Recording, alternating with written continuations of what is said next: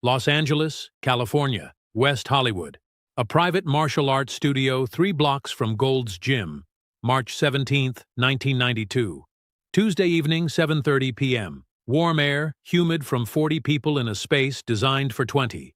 Mirrors line one wall, traditional Chinese weapons the other. Polished wooden floor, soft ceiling lighting creating long shadows. No public event, no cameras, no journalists, no record. Just 40 selected people.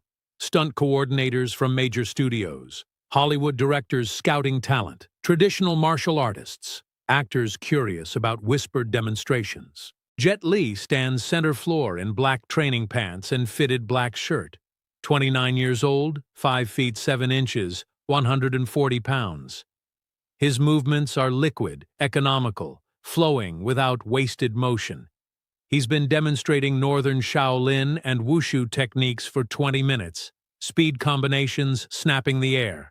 Kicks reaching head height without visible preparation. Hand techniques too fast for trained observers to track. Those who know Wushu recognize this isn't tournament performance.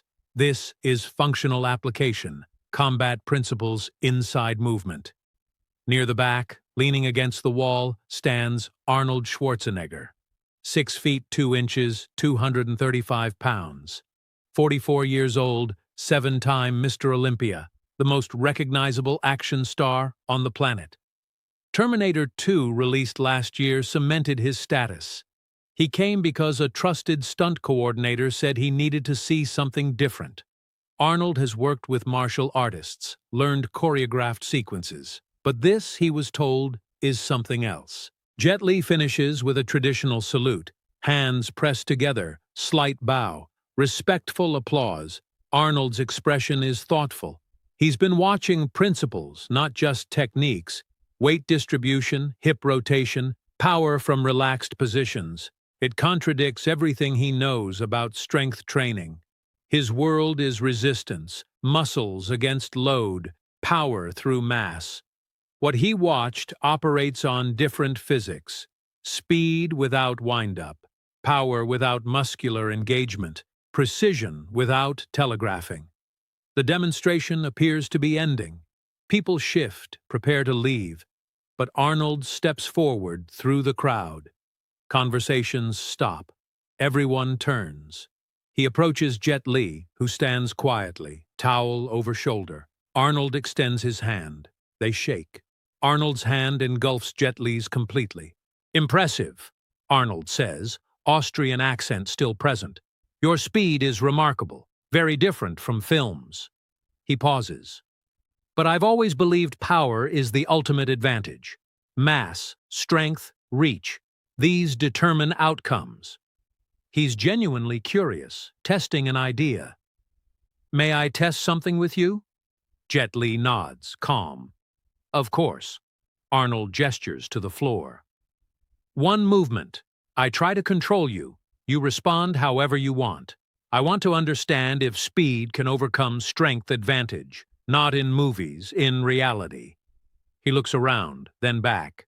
No performance, no choreography, just honest demonstration. Acceptable? The studio is silent. 40 witnesses understanding what's proposed. Not a fight.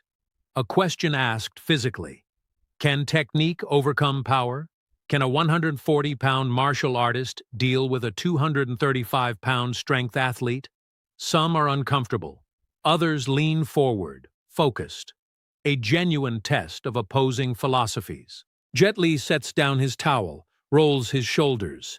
"Yes, this is acceptable, but one understanding. I will not try to hurt you. Only redirect. Control without damage. Agreed?" Arnold smiles. "Agreed, and I will actually try to control you, not hold back. Otherwise, it means nothing." They move to center floor. The audience forms a loose circle, pressed against walls. Mirrors reflect multiple angles. 2 men separated by 8 inches of height, nearly 100 pounds, and completely different understandings of force. Arnold settles into ready position, feet shoulder width, hands relaxed. He's trained enough for film work to understand positioning. He knows how to move his mass efficiently, use reach, apply strength through leverage. He's studied Jet Li's movement, noting reliance on footwork and speed. His strategy: close distance quickly, establish grip, use strength to control. Once he has contact, mass and power should dominate. Jet Li stands neutral, weight distributed, hands open at chest level. No obvious stance, no visible preparation. To the unfamiliar, he looks casual. But traditional martial artists recognize song, relaxed readiness, ability to move in any direction without shifting. 3 seconds pass. No one moves. No one speaks. Quiet tension, anticipatory, the kind preceding moments people remember for decades. Arnold studies Jet Li's positioning, looking for optimal approach angle. Jet Li is simply present, aware, breathing slowly. But what happened in the next 3 seconds became the subject of analysis among those 40 witnesses for years, discussed in quiet conversations, described to students, referenced as the moment they understood physical confrontation had limitations they'd never considered. Arnold moves. Not slowly. He commits. Fast step forward, closing 2 meters to arm's length in a fraction of a second. Right hand reaches for Jet Li's left shoulder, intending controlling grip. Left hand positioned to block Jet Li's right arm. Textbook grappling approach, using reach and strength for dominant position. Quick, athletic explosion that's made Arnold successful in every physical endeavor. Jet Li's response doesn't look like a response. No blocking motion, no obvious defense. His left shoulder simply isn't where Arnold's hand arrives. A subtle pivot, maybe 3 inches of rotation, hip movement carrying his upper body offline just enough. Arnold's reaching hand passes through empty space, fingers closing on nothing.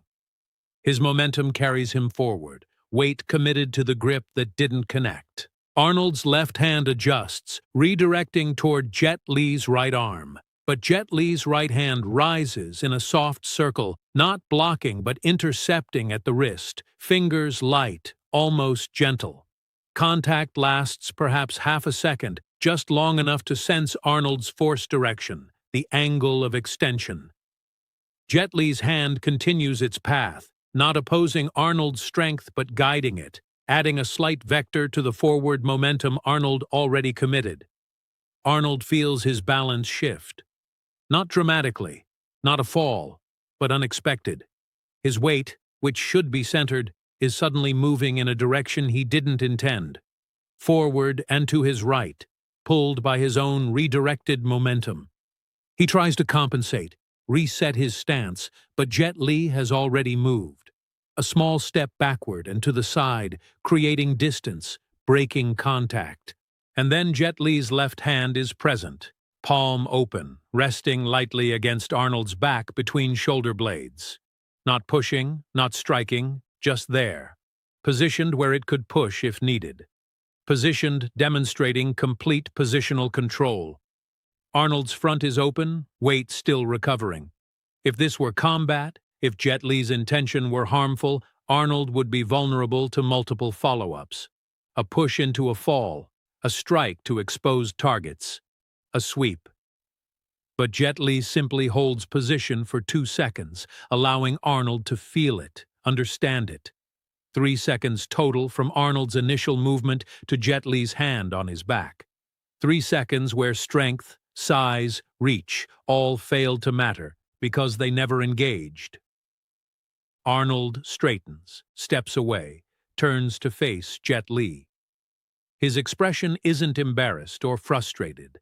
It's fascinated, analytical, someone who just experienced something contradicting his understanding of physical reality. The studio remains silent. 40 people witnessed something they're unsure how to interpret. Some saw Arnold's reach miss, some saw Jet Li barely move. A few with trained eyes saw the subtle redirection, the circular deflection, positional control without force opposition. But everyone saw the ending.